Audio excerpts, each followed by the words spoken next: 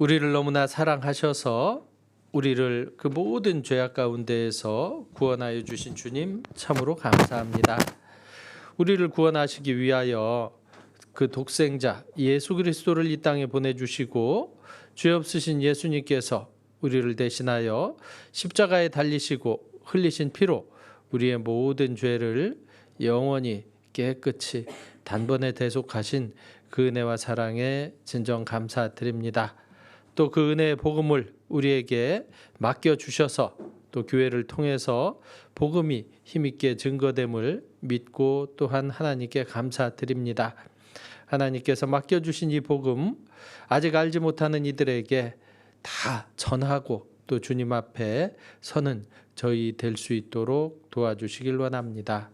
이 태백 지역의 많은 영혼들을 위해서 교회를 허락해 주신 것 더욱 감사드립니다. 한 영혼도 또 이뤄지지 않을 수 있도록 우리 마음 더욱 일깨워 주시고 비록 열악한 환경 가운데 어려움에 처했을지라도 또 이 현실을 바라보고 낭망하는 것이 아니라 항상 우리와 함께 하시는 하나님을 바라보고 힘을 낼 수 있도록 하나님 도와주시옵소서. 오늘도 귀한 또 하나님의 말씀을 사모해서 이 자리에 나왔사오니 필요한 것들로 교훈하여 주시고 또 이후의 모든 교제들도 하나님의 은혜로 함께해 주시기를 바라고 원합니다. 또 우리보다 더 열악한 가운데에서 선교하시는 선교사님과 모든 형제 자매들 또 그 가정들 위해 하나님 합당한 은혜 베풀어 주셔서 기쁨으로 그 모든 일들을 행할 수 있도록 도와주시고 우리도 한 마음으로 또 기도하며 그 모든 일에 동참할 수 있도록 도와주시길 원합니다. 시종을 오로지 하나님께만 부탁을 드리며 우리를 영원한 죄에서 구원하신 예수님의 이름으로 기도드립니다. 아멘. 예, 같이 베드로 전서 1장을 보도록 하겠습니다.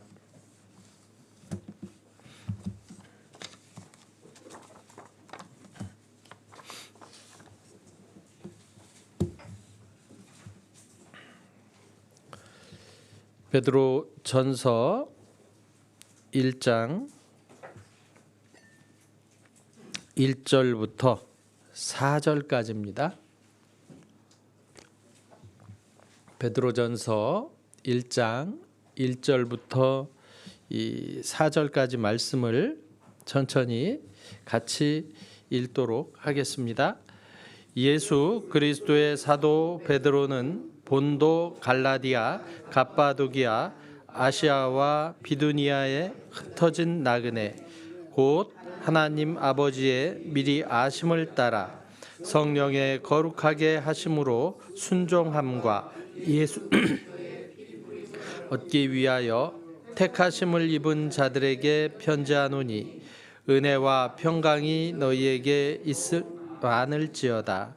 찬송하리로다. 우리 주 예수 그리스도의 아버지 하나님이 그 많으신 긍휼대로 예수 그리스도의 죽은 자 가운데에서 부활하심으로 말미암아 우리를 거듭나게 하사 산 소망이 있게 하시며 썩지 않고 더럽지 않고 쇠하지 아니하는 기업을 잊게 하시나니 곧 너희를 위하여 하늘에 간직하신 것이라.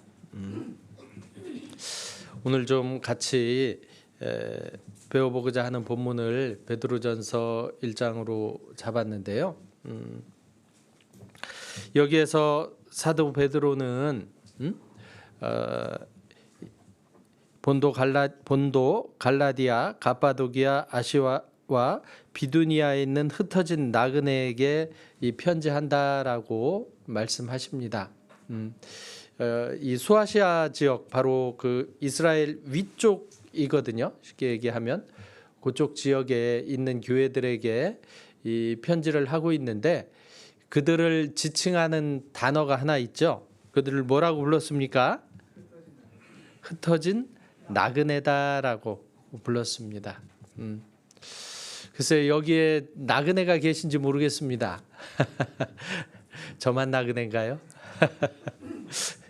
맞습니다. 여기에 다 태백교회 형제 자매님들이고 저는 잠깐 왔다가 가는 이 나그네죠, 사실은.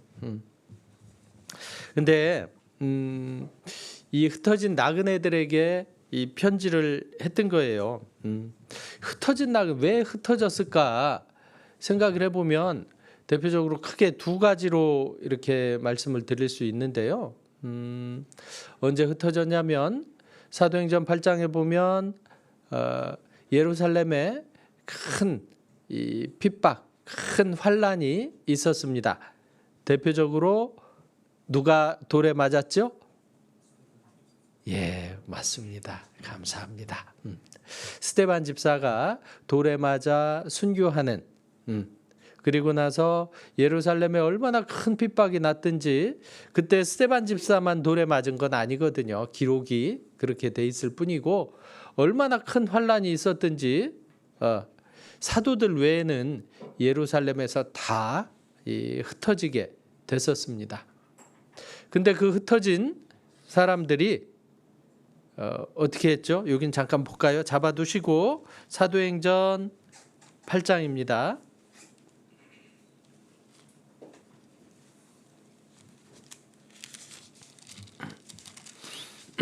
사도행전 8장 1절 신약성경 200페이지 근처에 있습니다. 사울이 그의 죽임 당함을 마땅히 여기더라. 그날에 예루살렘에 있는 교회에 큰 핍박이 나서 사도 외에는 다 유대와 사마리아 모든 땅으로 흩어지니라. 경건한 사람들이 스데반을 장사하고 위하여 크게 울더라. 사울이 교회를 잔멸할새 각 집에 들어가 남녀를 끌어다가 옥에 넘기니라. 4절 같이 읽겠습니다. 그 흩어진 사람들이 두루 다니며 복음의 말씀을 전할새. 이 흩어진 나그네가 어떤 사람들이었던가 보면 바로 구원받고 예루살렘에 살다가 예루살렘에서 도저히 이제 살 수 없게 된 겁니다. 그래서 어떻게 해요? 유대와 사마리아 모든 성으로 일단은 이 흩어지게 됐었던 거예요. 뿐만 아니라 유대와 그 사마리아 지역뿐만 아니라 이 유대인들은 또 아수르에 의해서 북이스라엘이 멸망했고 바벨론에 의해서 남유다가 멸망했잖아요. 그때 대표적으로 했던 정책 중에 하나가 그 땅에서 흩어버리는 겁니다. 예. 그래야 반란이 일어나지 않잖아요. 그래서 유대인들이 또 로마가 다스리던 때에도 여러 지역에 흩어져서 살고 있었던 겁니다. 근데 그들이 흩어진 그곳에서 어떻게 했냐? 그 흩어진 사람들이 두루 다니며 복음을 전했다라고 말씀하십니다. 여기 또 사도행전 18장도 잠깐 보겠습니다.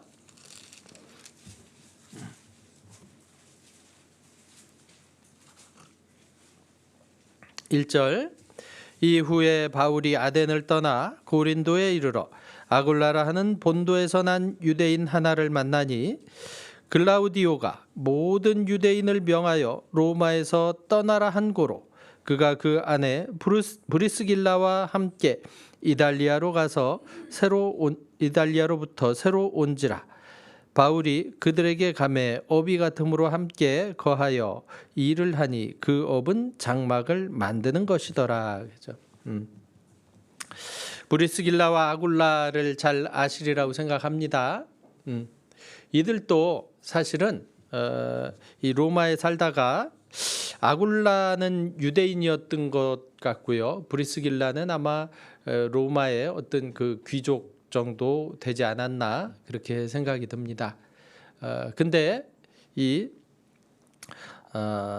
글라우디오라는 그 황제가요. 이 유대인들은 로마에서 다 떠나라라고 했던 거예요. 그러니까 어떻게 합니까? 이제 다른 지역으로 이 핍박 때문에 떠날 수밖에 없었던 거죠. 이 흩어진 나그네들은 누구냐면 쉽게 얘기하면 이 복음 때문에 복음 때문에 흩어졌던 거예요. 물론 유대인들이 떠나라고 해서 로마에서 떠난 그런 부분도 있지만 지금으로 생각해 보면 이 구원받았다는 이유만으로 또 그 복음을 전한다는 이유만으로 정말 내가 정들어 살던 고향에서도 이 대접받지 못하고, 그죠? 우리가 이 복음 전할 때 그렇지 않습니까? 복음 전할 때 정말 복음의 말씀을 전하다 보면 도저히 나한테 이럴 수 없는 사람들이 나한테 뭐라 하잖아요. 그죠? 부모님이 자녀에게 복음을 전하면 자녀들이 어떻게 해요? 눈을 크게 떠요. 야, 옛날 같으면 상상도 못할 일이죠. 또 자녀들이 부모님에게 복음 전하다 보면 또 그렇습니다. 어떻습니까? 정말 그 자상하던 부모님들이, 내 말이라면 뭐든지 다 들어주던 부모님들이 어떻게 해요? 막 핍박을 하기도 하고, 이럴 거면 오지 말라고 세상에나 그러기도 한단 말이죠. 바로 이 복음 때문에 내가 아직까지 누리고 있던 것들을 손해보는 고난 가운데 처할 수밖에 없는 그런 사람들이 바로 이 시대에는 흩어진 나그네들이었고, 또 우리 시대에는 이 복음을 전하는 우리 나그네들이 아닌가 생각이 듭니다. 이 흩어진 나그네가 누구라고 하냐면, 자, 다시 베드로전서 1장 가보겠습니다.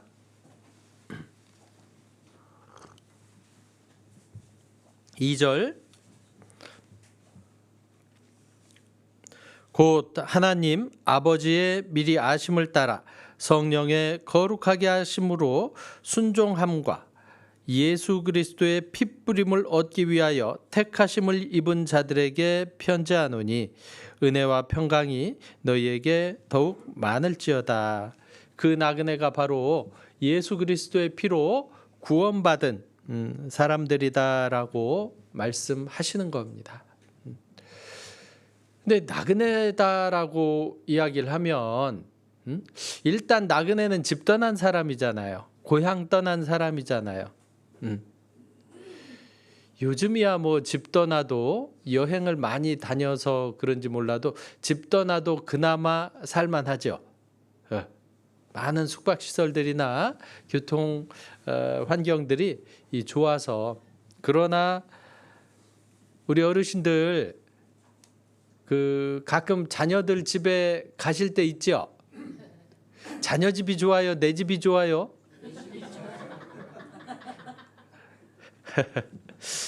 사실은 자녀들 집이 훨씬 좋은 경우가 많죠. 도시의 어떤 고급 아파트에 있을 수도 있습니다. 근데 내 집은 시골에, 그죠? 그러나 어찌됐건 내 집이 편해요. 내 집이 좋아요. 그죠? 왔다 갔다 하는 것도 힘들어요. 사실은 차 타고 요즘이야 뭐 차 타고 다닌다 하지만 차 타고 2시간 3시간 어디 가기가 쉽지 않잖아요. 연세 드시면 아마 더 그러실 겁니다. 근데 이 나그네란 사람들은 그런 사람들이죠. 이 고향을 떠나서, 익숙한 것들을 떠나서 어딘가에 다른 곳에 가서 그것 자체만으로도 일단 익숙하지 않기 때문에 고난이고요. 또 저 같은 경우는 좀 특히 더 그게 심한 것 같아요. 저는 어디 사람 같이 보여요? 고향이? 제가 그렇게 깍쟁이는 아니다라고. 자, 2번째, 어디 사람 같이 보여요? 어떻게 알았어요? 표시가 나나 봅니다. 전 최대한 티 안 내려고 노력을 해도 아마 이 어려서 자라온 환경들이 있었기 때문에, 제가 이제 대학교까지는 충청도에 있었기 때문에 이게 쉽게 고쳐지진 않는 것 같아요. 그래서 그런지 참 앞에 나서서 말하는 거 쉽지 않고 굉장히 내성적이고 아마 구원 안 받았으면 앞에서 이렇게 얘기하라면 다 도망갔을 거예요. 그리고 이 구원 받았으니 이제 전도인이 돼서 이 설교도 하지, 아마 구원 안 받았으면 절대 어느 구석에서 앉아 있지 않았을까, 그런 생각이 듭니다. 하여튼 우리가 받은 은혜와 사랑이 너무 크기에 어떻게 해요? 이 본성이 거슬러지는 겁니다. 특히 예수님께서 말씀하셨잖아요. 나는 마음이 온유하고 겸손하다라고 말씀하시는데, 그 온유라는 것에는 어떤 뜻이 있냐면 바로 이 본성이 길들여진다라는 뜻을 가지고 있습니다. 마치 야생마가 이 초원을 뛰잖아요. 근데 그 야생마가 붙잡혀서 어떻게 됩니까? 길들여집니다. 길들여져서 아주 훌륭한 그 사람을 태우고 다니는 이 말이 되듯이, 그게 온유거든요. 사실은 그 야생마의 기질은 있지만 그 기질이 어떻게 돼요? 길들여지는 겁니다. 우리에게도 기질이 있잖아요. 편하고자 하는 기질이 있죠. 사실은 익숙한 것이 좋은 기질이 있습니다. 그죠? 그리고 이 안정된 이 평안을 깨고 싶지 않은 기질도 있습니다. 그죠? 그럼에도 불구하고 복음 때문에 그 편안함을 포기하고 그 안정을 포기하고 어떻게 합니까? 그것들을 깨잖아요. 그로 인해 생기는 많은 고난들이 있지만 그 고난을 두려워하지 않는 겁니다. 이 당시의 유대인들은 이 다른 지역에 가서 사는 거예요. 그러니까 다른 지역에 가면, 저희는 이제 전도인이 되고 나서는 지역을 많이 옮깁니다. 지역을 뭐 보통 5년, 6년 그 이상은 잘 있지 않잖아요. 그렇기 때문에 옮기면 가장 힘든 것 중에 하나가 뭘까 생각해 보면 뭐겠어요? 정서에 적응하는 겁니다. 정서에 적응하는 거예요. 저는 이제 충청도에서 나고 자랐고 경기도에서 이제 구원을 받아서 충청도나 경기도 쪽은 그나마 이제 적응이 됐습니다. 아마 강원도하고 충청도는 크게 다르지 않아서 어떨지 모르겠어요. 그러던 제가 경상도로 발령이 난 적이 있습니다. 정말 적응하기 쉽지 않더라고요. 그것도 바닷가 이 포항으로 갔었던 적이 있습니다. 포항에 3년 있었는데요. 어느 날 어떤 분이 찾아옵니다. 언성이 굉장히 높아지는 거예요. 속으로만 생각했습니다. 이분이 나한테 왜 이러지? 나중에 알고 봤더니 그냥 와서 얘기한 거였어요. 야, 참 그냥 와서 얘기한 거더라고요. 그런데 저는 이분이 나한테 왜 이럴까?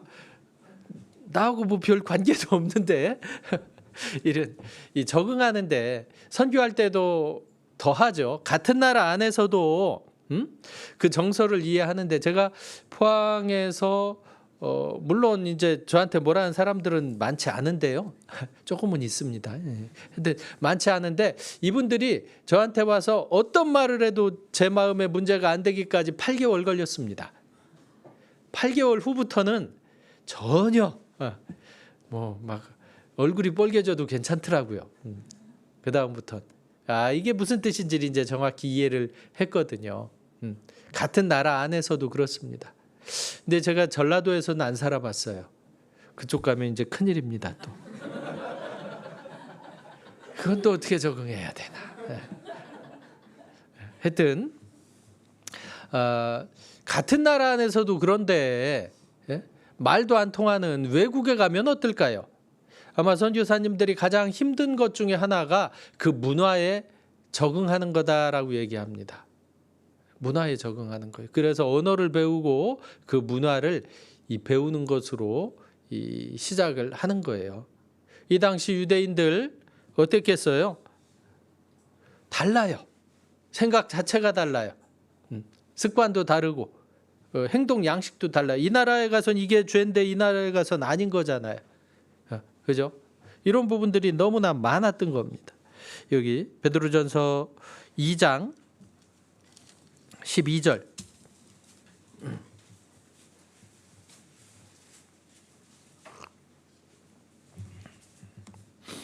너희가 이방인 중에서 행실을 선하게 가져 너희를 악행한다고 비방하는 자들로 하여금 너희 선한 일을 보고 권고하시는 날에 하나님께 영광을 돌리게 하려 함이라 그랬죠. 이방인 중에서 행실을 선하게 가져라. 왜 그러냐면 우리가 이제 우리 습관에 익은 대로 말하고 행동하잖아요. 그러면 누군가는 그것으로 인해서 그리고 우리의 어떤 그 잘 모르는 사람들이 있는 거예요. 그러면 어떻게 얘기합니까? 뭐 이런 사람들이 다 있어. 그럴 수 있는 거예요. 특히 이제 우리 저런 경우도 있습니다. 우린 교회 안에서 참 아름다운 표현 중에 하나가 형제 자매입니다. 그죠? 뭐라고 부르세요? 옆에 계신 분들을 형제님, 자매님 이렇게 부르잖아요. 그 소리 들을 때 기분 나빠요? 너무 좋잖아요. 예수 그리스도의 피로 이 구원받아서 하나님의 자녀가 된 우리들. 근데 구원 안 받은 사람들이 우리가 형제님, 자매님 하는 거 보면 뭐라고 생각할까요? 괜찮아요. 요즘은 다른 교회들에서도 많이 써서 덜 하긴 하지만 좀 조심해야 될 부분은 그런 부분도 있습니다. 이제 나이 차이가 많이 나요. 어르신이야 어르신, 할아버지 할머니. 근데 이제 그분에게 형제님 그러면 좀 그렇잖아요. 자매님 그러면 좀 그래요. 그죠? 우리끼리는 뭐 괜찮을 수 있어요. 공식적인 석상에선 뭐 당연히 어떤 형제님, 어떤 자매님 이렇게 불러도 전혀 문제가 없습니다. 그러나 이제 이 밖에서나 이렇게 개인적으로나 이렇게 부를 때 이방인들도 있는데 아직 구원받지 않은 사람들도 있는데 형제님 이렇게 부르거나 자매님 그렇게 부르면 우리는 좋은데 다른 사람들이 뭐야? 뭐 이렇게 생각할 수도 있잖아요. 이해하지 못해서 몰라서 오해할 수 있는 부분도 있다는 겁니다. 그런데 어떻게 부르는 게 좋겠어요? 어르신 이러면 되지 뭐. 그죠? 어르신 하고 불러도 뭐 상관없잖아요. 그래서 아마 그건 일단 예를 들었을 뿐이지 생활 습관이나 문화나 언어나 이런 것들이 너무 다르기 때문에 많은 오해들이 있을 수밖에 없었던 겁니다. 그것들마저 미리 생각하고 행동하지 않으면 다른 나라 타국에서 사는 게 쉽지 않은 거예요. 또 뭐 또 다르니까 법도 달라요. 법도. 로마에 가면 어느 나라 법을 따라야 됩니까? 로마 법을 따라야 돼. 여기 13절. 인간의 세운 모든 제도를 주를 위하여 순복하되 혹은 위에 있는 왕이나 혹은 악행하는 자를 징벌하고 선행하는 자를 포장하기 위하여 그의 보낸 방백들에게 하라 그랬죠. 인간이 세운 모든 제도를 주를 위하여 순복하되라고 말씀하십니다. 물론 우리에게는 하나님의 법이 가장 우선하는 게 맞습니다. 부모님을 공경해야 되는 거 맞습니다. 그러나 어떻게 공경하라고요? 주 안에서 공경해야 되는 것이 맞습니다. 그러나 이 세상 법을 무시하면 어떻게 됩니까? 문제가 되는 거예요. 이 세상 권세가 하나님께서 허락하신 것이기 때문에 그 안에 하나님의 이 뜻이 있는 겁니다. 그래서요, 어떻게 해요? 주 안에서 공경해야 되는 것도 너무나 당연한 일이지만 인간의 세운 모든 제도를 주를 위하여 순복하는 것도 맞다라는 겁니다. 지난번 코로나 때 어땠습니까? 나라에서 어떤 그 강력하게 어떤 지침들이 내려왔잖아요. 물론 태백은 큰 문제가 안 됐으리라고 생각됩니다. 많이 안 모였으니까. 저도 그때 이제 작은 교회를 담임하고 있었는데요. 뭐 전혀 문제가 안 됐습니다. 뭐 20몇 명 모이는데 뭐가 문제겠습니까? 그래서 이제 그 제도 안에서 최대한 모였습니다. 그러나 뭐 안에서요? 그 법 테두리 안에서 수칙 지켜가면서 최대한 모였죠. 그러니까 일주일에 2번씩 시청해서 나오더라고요. 주중에 한 번, 주일날 한 번 꼬박꼬박 나옵니다. 나와서 확인하죠. 거리는 잘 유지하고 있는지, 또 인원은 적정 인원이 모이고 있는지, 그래가면서 잘 하고 있다고 마스크도 갖다 주고 소독약도 갖다 주고 뭐 그래가면서 가더라고요.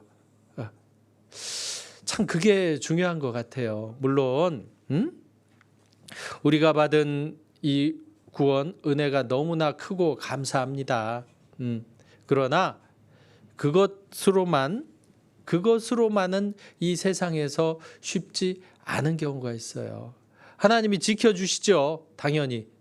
근데 하나님이 지켜주시겠거니 하고 교통신호 위반하면 사고가 나요, 안 나요? 나는 거예요. 제가 예전에요, 구원받고 초기 때 이제 일을 마치고 돌아가는 길이었습니다. 그때 경기도 안산에서 이제 구원받고 거기서 신앙생활 할 때인데, 인천 쪽에서 일을 마치고 수요일 날 가다 보면 영동 고속도로라는 고속도로가 있습니다. 야, 그 당시에는 차선이 있어서 1차선 쪽으로는 함부로 못 가죠. 그때 이제 그 승합차를 몰고 있었는데, 그러니 어떻게 해야 되겠습니까? 이쪽 화물차 쪽, 승합차 쪽은 막히잖아요, 2차선은.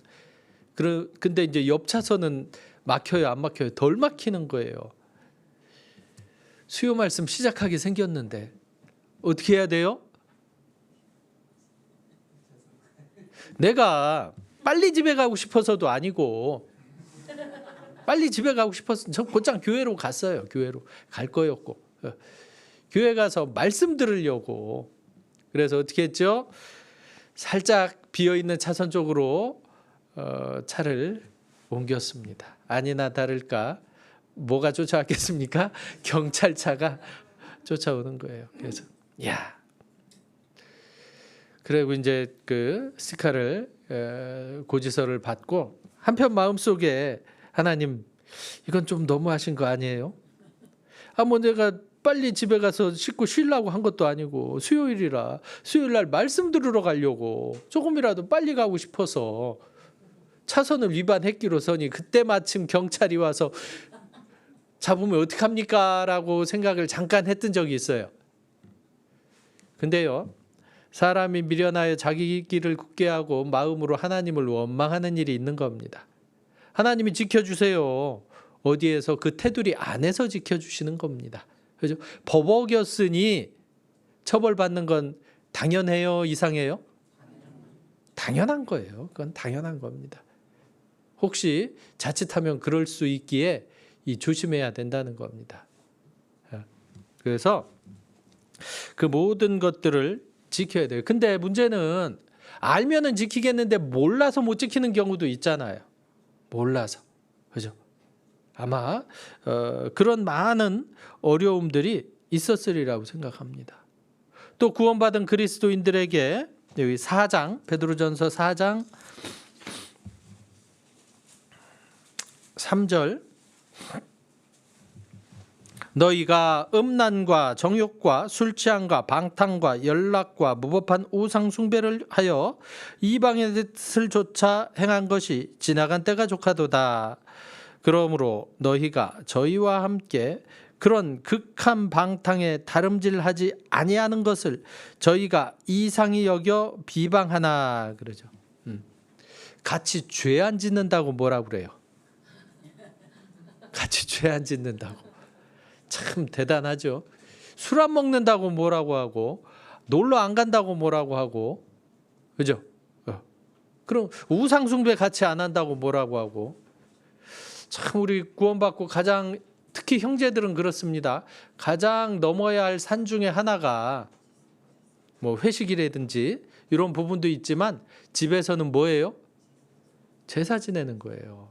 절해야 되는 거예요. 절해야 되는 거예요. 참 쉽지 않죠.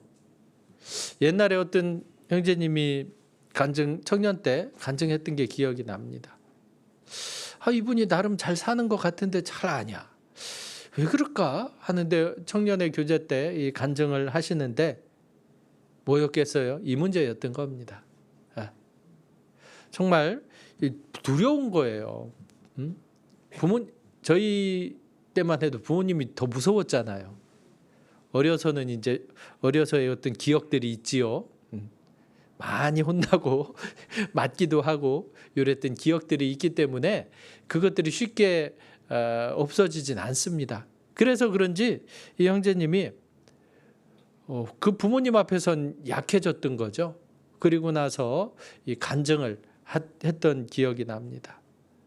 정말 이번에 이러이러해서 이랬었는데 이제 절대 그러지 않겠노라고, 그리고 신앙을 회복하겠노라고 그렇게 간증했던 기억이 나는데요. 정말 이 별걸 다 가지고 시비를 걸잖아요. 많은 이방인들이 그렇습니다. 정말 우리가 그들에게 피해 준 게 없는데 피해 줬습니까? 아니에요. 괜히 미워합니다. 뭐라고요? 같이 죄짓지 않는 것을 이상히 여겨 비방하는 거예요. 이상하게 생각하고 핍박하고. 그러나 뭐라고 말씀하십니까? 4장 14절, 너희가 그리스도의 이름으로 욕을 받으면 복이 있는 자로다. 영광의 영 곧 하나님의 영이 너희 위에 계심이라 그랬어요. 사실은 그리스도인은 어때요? 이게 복이에요. 이게 복. 이게 복. 어제 환난 받고 핍박받고 나그네로 사는 것이 이 세상과 동화돼서 이 세상 사람들과 같이 이 헛된 것들의 마음 빼앗겨 사는 것이 아니라, 이 세상의 즐거움을 위해 사는 것이 아니라 주님을 위해서 고난 받는 것이 이 복이라는 생각해 보셨어요? 그게 복입니다. 바로 13절에 그렇게 말씀하시잖아요. 오직 너희가 그리스도의 고난에 참여한 것으로 즐거워하라. 이는 그의 영광이 나타내실 때 너희로 즐거워하고 기뻐하게 하려 함이라 그랬죠. 주님 때문에 받는 고난입니다. 애매한 고난이에요. 애매히 고난을 받아도 참으면 복이 있는 겁니다. 그죠? 왜? 그 고난 뒤에는 반드시 하나님께서 주시는 영광이 있기 때문에 그렇습니다. 그래서 이 베드로전서는 이 흩어진 나그네들에게 힘내라고 주신 서신이에요.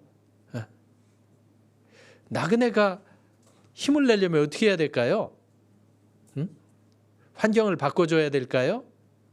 아니에요. 나그네가 힘을 내기 위해선, 나그네란 사람은 그 지역에 사는 원주민이 아닙니다. 이주민이에요. 그래서 이 나그네들은 그 지나가는 그 땅에 소망을 두고 살아가지 않습니다. 제가 여기에서 이렇게 쭉 어제 그 양주에서 태백까지 오는데 한 3시간 좀 넘게 걸리더라고요. 근데 이제 점점 태백에 가까워질수록 한 1000m 이쪽 올라오다 보니까 1000m 정도 올라오는 데가 있대요. 그쪽은 단풍이 그래도 조금 들었더라고요. 그 밑엔 따뜻해서 좀 덜 들었는지 몰라도 예쁘대요. 아직 다는 안 들었는데 너무 아름다웠어요. 그렇다고 제가 거기에 와가면서 땅 사고 그러지 않았습니다. 그냥 거긴 아무리 예쁘고 아름다워도 어때요? 지나가는 곳이에요. 지나가는 곳이에요. 그리고 또 오다가 우리 이제 한 3-4시간 운전을 해야 되면 반드시 어디에 들릅니까? 휴게소에 들르게 되죠. 휴게소에. 그래서 오다가 이제 요즘은 참 휴게소들 잘 만들어 놨어요. 그래서 한 군데 들러서 잠깐 쉬었다가 또 이렇게 왔습니다. 오고 나서 한 제천 정도 지났는데 그 다음부터 이제 국도로 들어오더라고요. 휴게소 한 번 더 가야 되는데,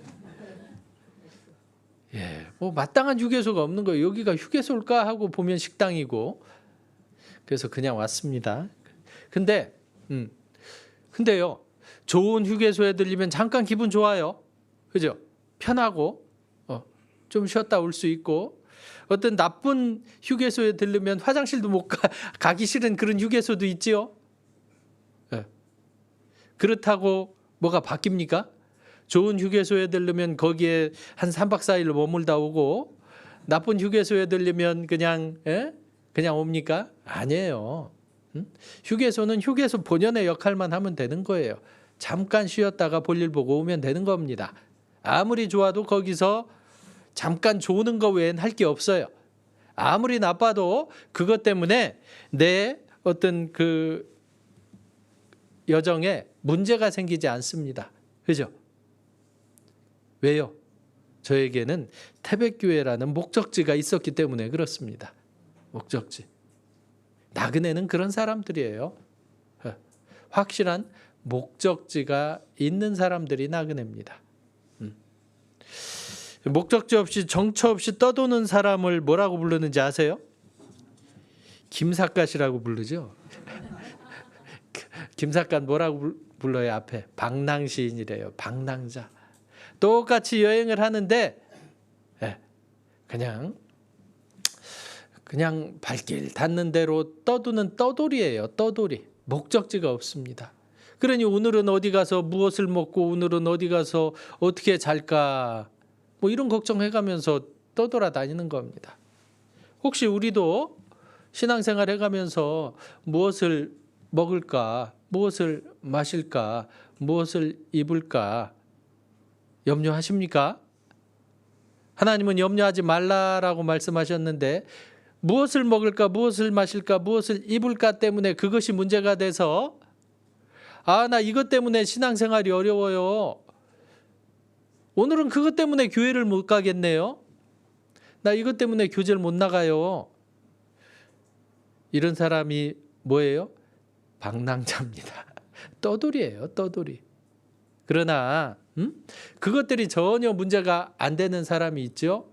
그 사람은 뭐냐면, 왜 그것이 문제가 안 되냐면 최종 목적지가 있기 때문에 그래요.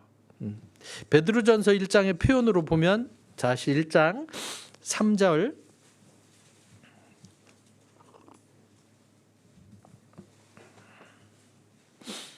찬송하리로다. 우리 주 예수 그리스도의 아버지 하나님이 그 많으신 긍휼대로 예수 그리스도의 죽은 가운데에서 부활하심으로 말미암아 우리를 거듭나게 하사, 4절까지 같이 읽겠습니다.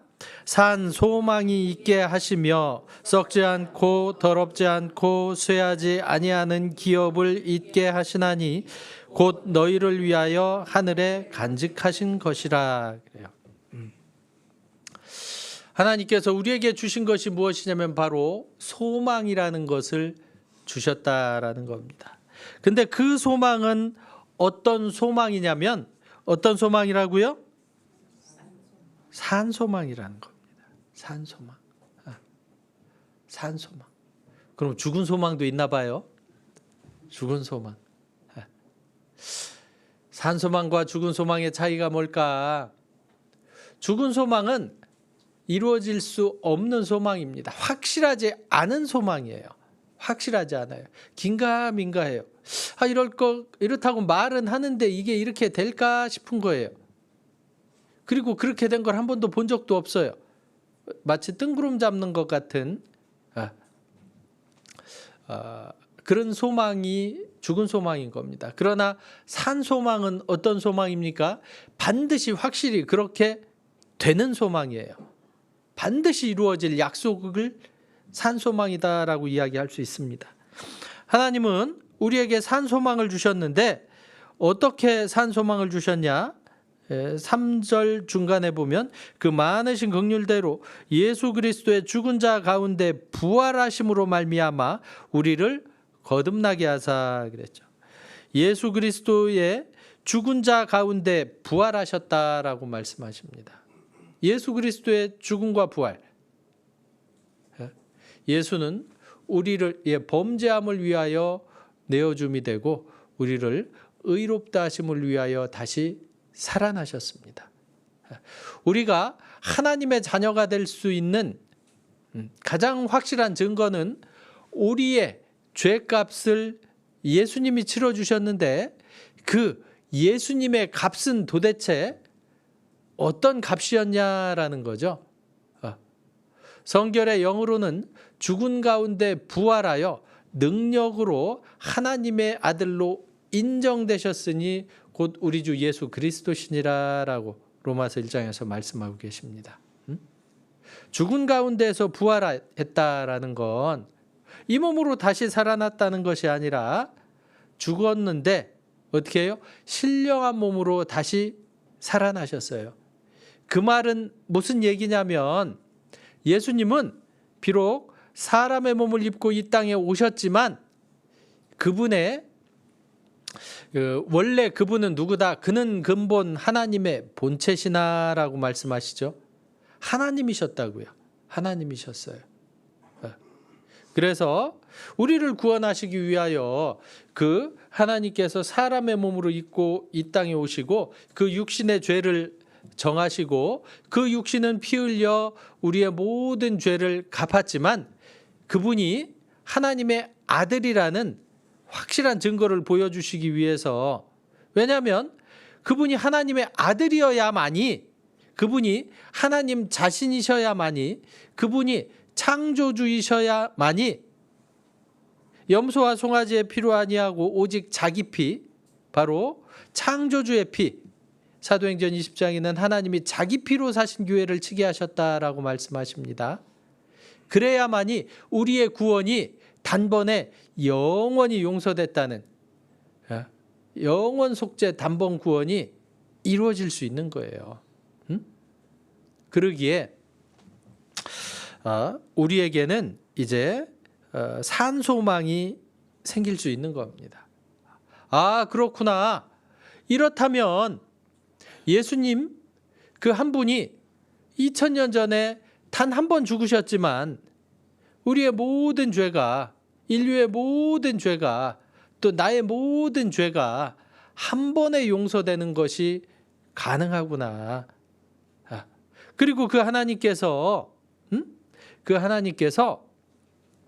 그 하나님의 아들을 아끼지 않고 우리를 위하여 내어주셨기 때문에 그 아들과 함께 이 모든 것, 천국에 있는 그 모든 영광과 상급을 우리에게 주시는 것도 너무나 당연하겠구나라고 이해가 되는 거예요. 받아들여지는 거예요. 안 그래요? 그래서 우리에게는 어떤 소망이 생기냐면 산 소망이 생기는 겁니다. 반드시 이루어질 것이라는 확실한 이 믿음이 생기는 거예요.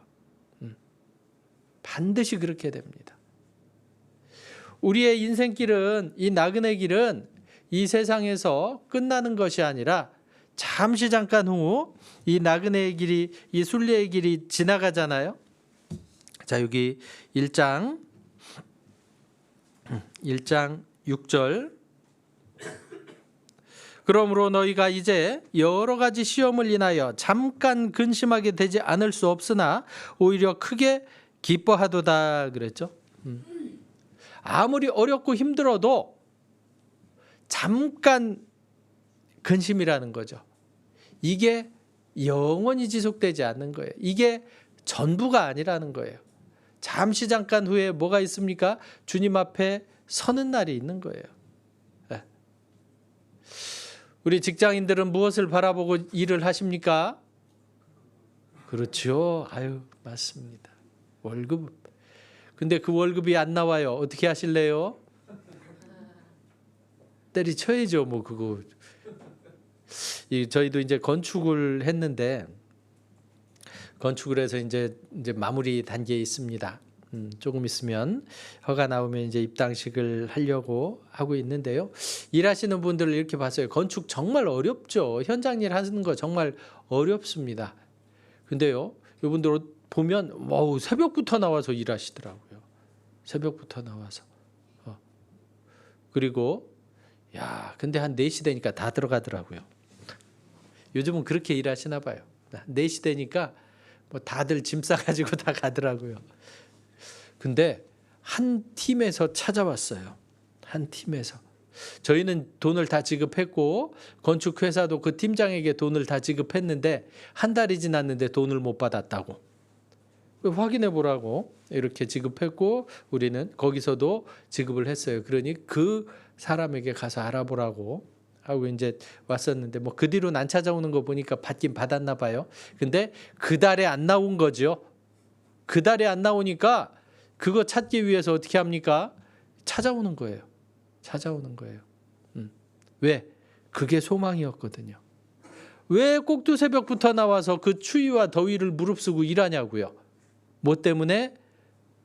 월급 때문에. 또 일용직으로 쓰는 사람들도 있습니다. 일용직은 아시죠? 그날 하루 일당을 받기 위해서 온 분들이에요. 포도원 품꾼과 같은 분들입니다. 근데 어떻게 해요? 그날 일당 안 주면 어떻게 됩니까? 받을 때까지.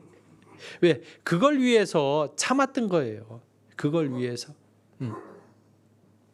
마찬가지입니다. 정말 일당을 위해서도 그 더위와 추위를 참습니다. 월급을 위해서도 한 달 내내 참습니다. 그죠? 어떤 분들은 집을 떠나서 외국에 나가서 일하는 분들도 있습니다. 왜? 돈 더 주거든요. 그죠? 외국에 나가면 2배, 3배 훨씬 더 많은 그 월급을 연봉을 받을 수 있을 때에는 기꺼이 그러한 수고들도 하는 거예요. 문제는 왜 그렇게까지 하냐? 바로 소망이 있기 때문에 그래요. 월급 봉투에 있기 때문에 그렇습니다.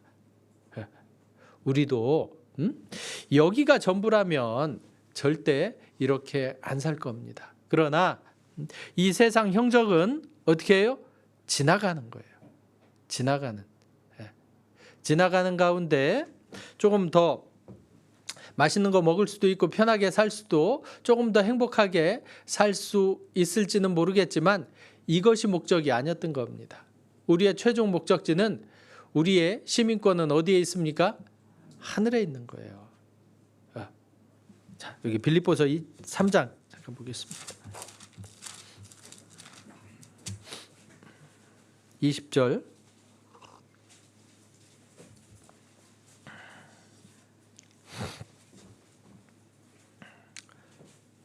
오직 우리의 시민권은 하늘에 있는지라 거기로서 구원하는 자 곧 주 예수 그리스도를 기다리노니 21절 같이 읽겠습니다.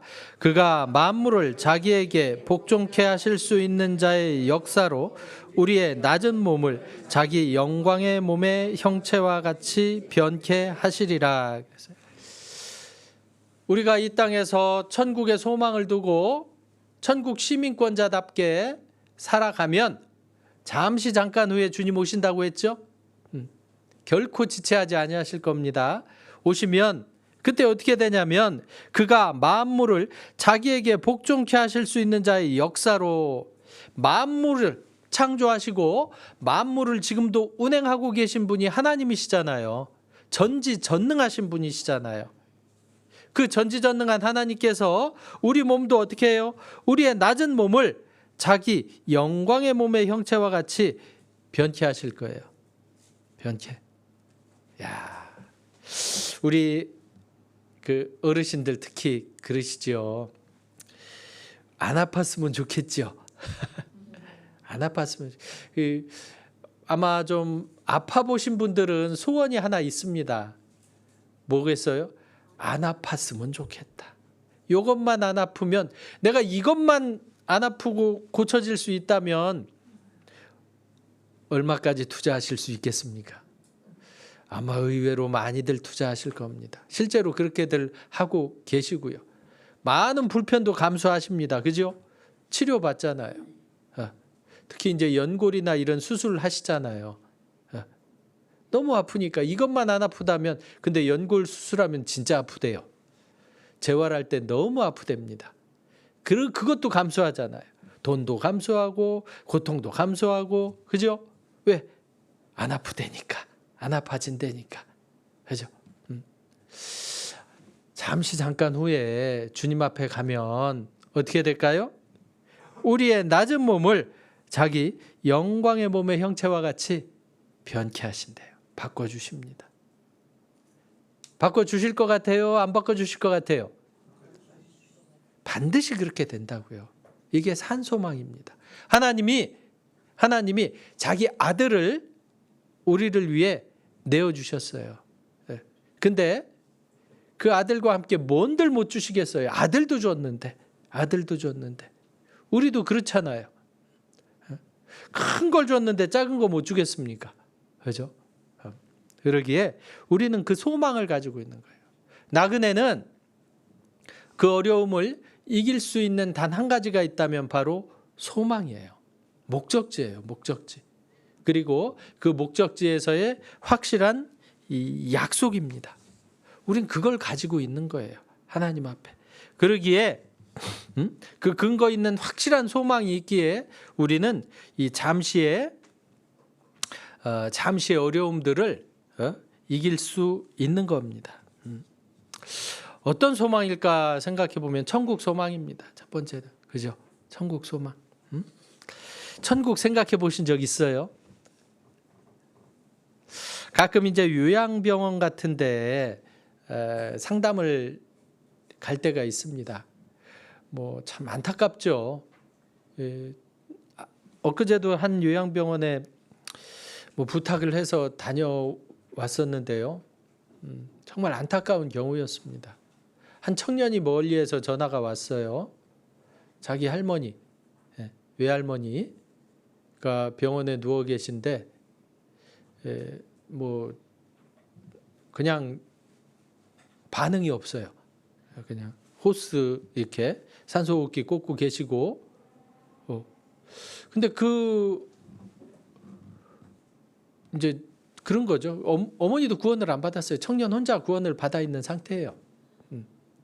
그러니 가서 복음을 당연히 말씀드리죠. 처음부터 이제 최대한, 그것도 시간도 없어요. 한 20분 안쪽, 15분에서 20분. 요양병원이라 들어도 못 가요. 면회실도 못 가요. 그냥 카운터 옆에 침대를 끌고 나오시더라고요. 그 간호사들 데스크 있잖아요. 그 앞에서 한 10여 분, 20분 안쪽으로 말씀을 드릴 수밖에는 없었는데요. 이 부탁은 그거였어요. 그냥 그렇게라도 하지 않으면 너무 후회가 남을 것 같아서 부탁 좀 한다고. 근데 그걸 외면할 수는 없잖아요. 그러니 가서 이 말씀을 드릴 수밖에 없는 겁니다. 그런 경우도 있지만 어떤 경우도 있냐면 정말 신앙생활 잘 하시다가 젊어서 구원받으시고 신앙생활 잘 하시다가 안타깝게도 이제 연세가 드시니까 몸이 아파지고 또 치매도 오시고 그래서 요양병원에 가신 분들도 있어요. 얼마 전에 또 그런 어르신을 이제 뵈러 갔었던 적이 있습니다. 그럼 과연 그분들한테 가서 무슨 말씀을 드려야 되냐? 심지어 어떤 어르신은 너무 몸이 힘들고 피곤하니까 귀찮아해. 교회에서 신방 왔는데 귀찮아하는 경우도 있어요. 또 치매가 있으셔서 딴소리 하시는 경우도 있어요. 괜찮습니다. 뭐 치매 때문에 그런 걸 어쩌겠습니까? 평상시에 잘 하시면 됩니다. 그럼 과연 그분들한테 가서는 무슨 말씀을 드릴까? 소망에 관한 말씀을 주로 드립니다. 저 같은 경우엔. 힘내시라고. 소망에 관한. 잠시 잠깐 후에 주님 앞에 설 때 그곳에는 아픔도 고통도 슬픔도 병도 없는 곳에 가잖아요. 하나님과 함께 영원히 기쁨을 누리며 살아갈 수 있는 그곳에 가잖아요. 조금이라도 이 현실을 바꿔드릴 수는 없지만 그 마음에 천국의 소망을 일깨워드릴 수는 있잖아요. 그래서 말씀을 드리고 나거든요. 잠깐이라도 천국 소망 가지고 힘내시라고 그렇게 말씀드립니다. 과연 그럼 우리는 어렵고 힘들 때 무엇에 소망을 두고 살아가십니까? 시편 84편 잠깐 보겠습니다.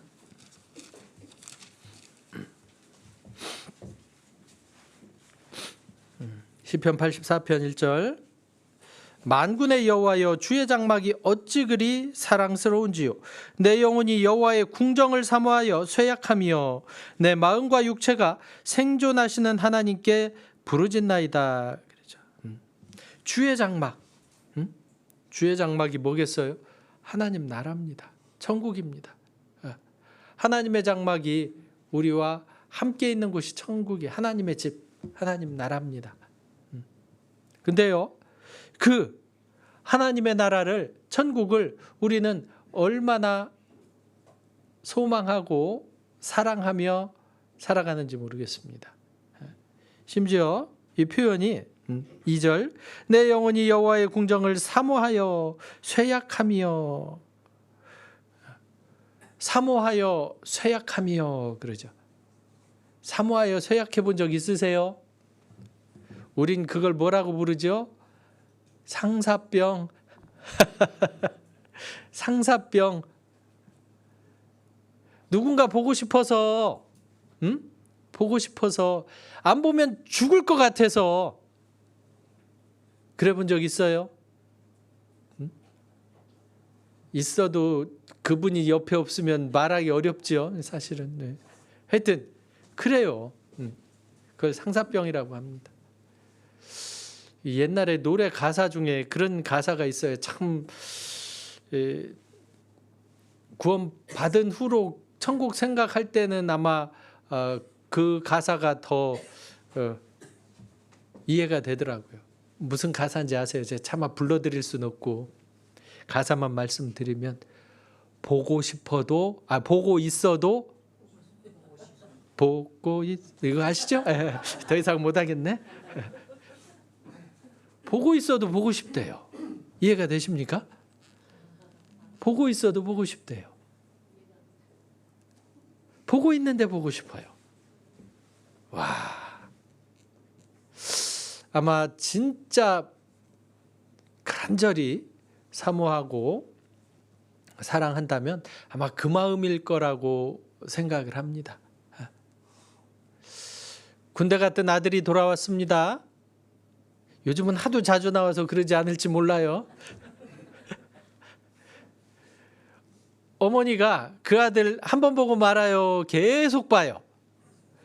늘어져라 쳐다봐가며 여기도 만져보고 저기도 만져보고. 안 그래요? 눈을 못 떼. 예.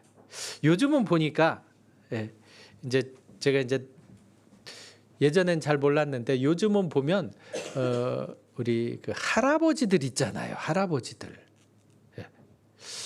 할아버지들의 손주 사랑? 야, 뭔 나이 드신 분들이 맨날 핸드폰만 보고 있어요. 핸드폰만 보고. 뭐 보고 있겠어요? 손주 사진. 우리 형제님 한 분이 있습니다. 해병대 나오고 막 그런 분이거든요. 근데 아버지가 굉장히 엄하고 무서웠대요. 근데 이 형제님이 결혼을 해서 아이를 낳았어요. 예쁜 딸을 낳았어요. 예. 근데요, 아버지한테 배신감을 느꼈대요. 우리 아버지 표정이 이렇게 바뀔 수가 있나? 우리 아버지는 절대 이런 분이 아니다. 이런 분이 아니었어요. 근데 그러고 있더래요. 농담으로 그럽니다. 우리 아버지가 나한테 이런 표정 한 번만 지어줬더라면 나는 서울대 갔을지도 모른다. 글쎄요. 그렇게 사랑스러운 거죠. 보고 있어도 보고 싶은 거예요. 보고 있어도 보고 싶은. 그러니까 힘이 나는 겁니다. 무엇도 아깝지 않은 거예요. 그죠? 우리는 천국을 어떻게 소망하는지 모르겠습니다. 이 10절도 보겠습니다. 주의 궁정에서 한 날이 다른 곳에서 천날보다 나은즉 악인의 장막에 거함보다 내 하나님 문지기로 있는 것이 좋사오니. 그러죠. 이 주의 궁정에서 한 날이 다른 곳에서 천날보다 낫대요. 천배 만배 좋은 겁니다. 천배 만배 좋은 거예요. 우리가 정말 천국을 그렇게 소망하며 살아가고 하나님의 약속을 그렇게 붙잡고 살아간다면요, 이 세상 것들 정말 아무것도 아닐 겁니다. 마태복음 17장에 보면 변화산에 예수님이 잠깐 제자들과 가신 적이 있죠. 그 모습 보고 베드로가 입이 떡 벌어졌던 것 같아요. 여러분은 입이 언제 떡 벌어집니까? 아마 일주일 후에 1000m 올라가면 입이 좀 벌어질 것 같긴 해요. 울긋불긋한 그 모습을 보고 아직은 좀 덜 들었던데도 멋지겠는데 일주일 후에 그 생각이 들더라고요. 다시 올까 일주일 후에. 하여튼 그렇습니다. 정말 우리는 너무나 아름다운 광경을 보면 입이 어떻게 돼요? 입이 안 다물어지잖아요. 와 그러잖아요. 와. 그랬던 것 같아요. 입이 천국 상상만 해도 입이 덕 벌어져야 되는 것이 맞습니다. 그리고 하나님은 그것을 우리에게 이 약속으로 주셨어요. 소망으로 주셨어요. 그리고 그곳에선 어떻다고요? 이 부활한다고요. 주님이 부활하셨던 것처럼 우리도 죽은 자의 소망 곧 부활이 있는 겁니다. 우리가 전하는 게 부활이잖아요. 우리가 전하는 게 부활입니다. 그리고 그 낮은 몸이 바로 하나님의 영광의 몸의 형체와 같이 반드시 바뀌는 겁니다. 우리는 이 영생의 소망, 이 부활의 소망을 전하기 위해서 이 잠시 받는 환난, 핍박 이런 것들 어떻게 해요? 담대하게 이겨낼 수 있게 되는 겁니다. 그리고 또 어떤 소망이 있냐면 데살로니가전서 4장 보겠습니다.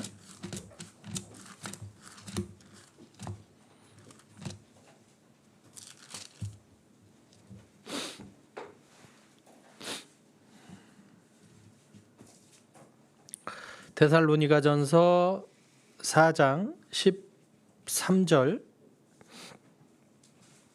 형제들아 자는 자들에 관하여는 너희가 알지 못함을 우리가 원치 아니하노니 이는 소망 없는 다른 이와 같이 슬퍼하지 않게 하려 함이라.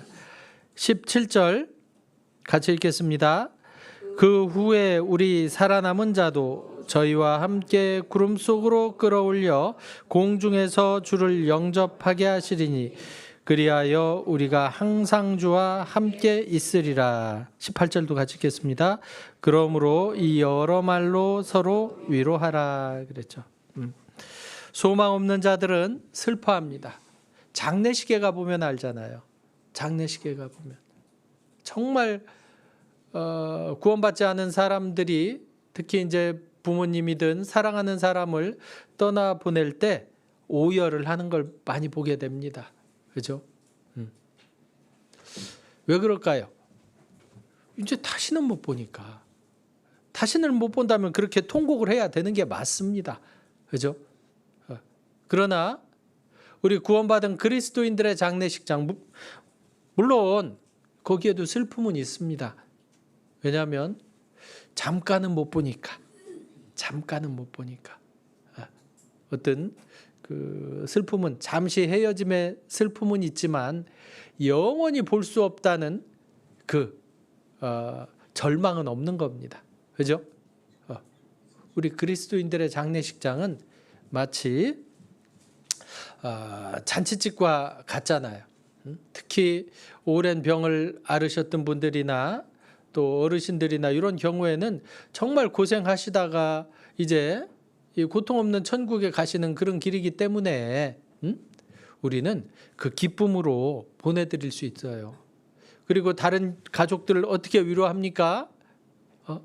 잠시 잠깐 후에 주님 오실 그때, 우리가 주님 앞에 설 그때 다시 만날 수 있다는 그 재회의 기쁨으로 또 위로를 하게 됩니다.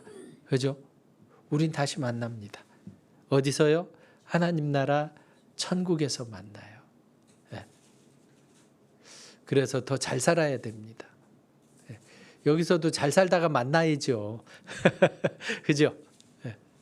천국에서 같이 영원히 살 사람들이에요. 잠깐 보고 말 것 같으면 그냥 뭐 대충 살아도 될지 모르겠습니다만 우리는 그런 사람들이 아닙니다.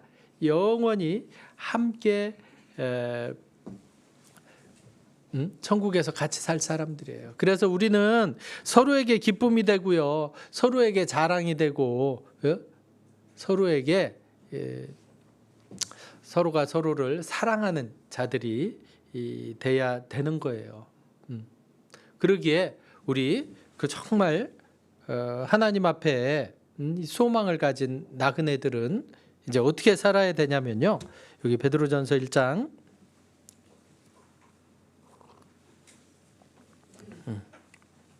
3절 찬송하리로다. 우리 주 예수 그리스도의 아버지 하나님이 그 많으신 긍휼대로 예수 그리스도의 죽은 자 가운데서 부활하심으로 말미암아 우리를 거듭나게 하사 산 소망이 있게 하시며. 구원받은 그리스도인, 특히 산 소망을 가진 나그네는 어떻게 살아가라고요? 찬송하라고요. 찬송하라고. 항상 기뻐하고 쉬지 말고 기도하고 범사에 감사, 찬양하는 거예요. 기쁨의 찬양을 하나님께 드리는 겁니다. 그죠? 이 그리스도인만이 그렇게 할 수 있는 거예요. 그리스도인 중에도 소망을 가진 자만이 하나님께 찬송할 수 있는 거예요. 기쁨과 감사와 영광을 하나님께만 돌릴 수 있게 되는 겁니다. 그리고 또 15절 16절 같이 읽겠습니다. 오직 너희를 부르신 거룩한 자처럼 너희도 모든 행실에 거룩한 자가 되라. 기록하였으되 내가 거룩하니 너희도 거룩할지어다 하셨느니라. 그러죠. 이 거룩하래요. 이 거룩이 뭔지 아십니까? 구별입니다. 구별. 나뉘는 거예요. 너희는 저희 중에서 나와 따로 있고 부정한 것을 만지지 말라라고 말씀하십니다. 천국의 소망을 가지고 이 땅에선 나그네로 살아간다고 하면서 이 세상 죄악에 발 담그고 있으면 되겠습니까? 욕심에 마음 빼앗겨선 되겠습니까? 이 세상 헛된 것들, 육신적인 것에 내가 매여 있으면 안 됐죠. 육신의 정욕을 제어하라라고 말씀하십니다. 비록 이 육신이 있기 때문에 이 세상에서는 살아갈 수밖에 없지만 2장 11절 잠깐 보죠. 사랑하는 자들아, 나그네와 행인 같은 너희를 권하노니 영혼을 거스려 싸우는 육신의 정욕을 제어하라라고 말씀하시는 거예요. 육신의 소욕이 없을 수는 없지만 어떻게 하라고요? 다스려야 돼요. 영으로서 육의 행실을 죽여야 살지, 육신대로 내어버려 두면 영이 죽습니다. 그렇다고 없어지진 않지만 힘을 못 쓰는 거예요. 힘을 못 쓰는 거예요. 그러기에 어떻게 해야 돼요? 제어해야 됩니다. 거룩하게 살려고 노력해야 돼요. 이 소망을 가진 자마다 그의 깨끗하신 같이 자기를 깨끗하게 하는 겁니다. 잠시 잠깐 후에 주님이 오셔요. 2000년 전에 가신 주님이 언제 오세요? 잠시 잠깐 후에 오신대요. 마치 결혼식과 같습니다. 결혼식은 어떻게 합니까? 이스라엘의 결혼식은 약혼을 하잖아요. 정혼을 합니다. 정혼을 하면 신랑이 어디 가요? 아버지 집으로 가요. 왜? 처소를 예비하러 가요. 신혼집 준비하러 가요. 그리고 그 처소가 예비되면 어떻게 됩니까? 신부 데리러 가요. 신부 집에서 결혼식을 합니다. 자, 그 날과 때는 아버지밖에 몰라요. 아버지가 이제 됐다 가서 데려와라. 그러면 가서 이제 결혼식하고 데려오는 겁니다. 자, 그럼 신부는 어떨까? 신부는 뭐 하고 있죠? 정혼했어요. 이제 나 조금 있으면 신랑이 집을 예비하면 나 데리러 온다고 했어요. 그러니 나 조금 있으면 내 맘대로 못하니까 이 기회에 마음껏 즐기고 살자 그럽니까? 그러다가 갑자기 신랑 오면 어쩔 거예요? 큰일이죠? 그래서 어떻게 합니까? 그 신랑 올 날만 손꼽아 기다리면서요, 자기를 정결케 하는 겁니다. 자기를 깨끗하게.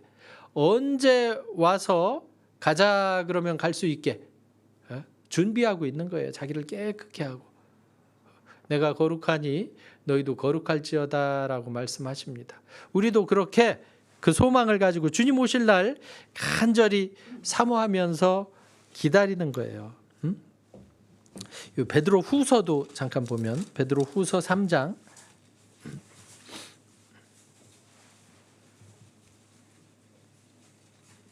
10절 그러나 주의 날이 도적같이 오리니 그 날에는 하늘이 큰 소리로 떠나가고 체질이 뜨거운 불에 풀어지고 땅과 그 중에 있는 모든 일이 드러나리로다. 이 모든 것이 이렇게 풀어지리니 너희가 어떠한 사람이 되어야 마땅하뇨? 거룩한 행실과 경건함으로 하나님의 날이 임하기를 바라고 간절히 사모하라. 그러죠. 주님 오실 때 이 세상은 심판이고 우리는 어떻게 해요? 주님 앞에 가는 거예요. 주님 앞에 가는 거예요. 그러니 그날 간절히 사모하고 기다리는 겁니다. 어떻게 해요? 거룩한 행실과 경건함으로. 경건함으로. 거룩히 구별되어서. 그리고 3장 베드로 전서 3장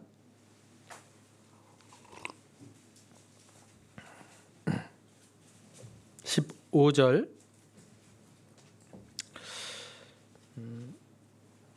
15절만 같이 읽겠습니다. 너희 마음에 그리스도를 주로 삼아 거룩하게 하고 너희 속에 있는 소망에 관한 이유를 묻는 자에게는 대답할 것을 항상 예비하되 온유와 두려움으로 하고 그러죠. 정말 소망 가진 자는 이제 어떻게 해야 되냐면요, 이 대답할 것을 예비하고 있어야 됩니다.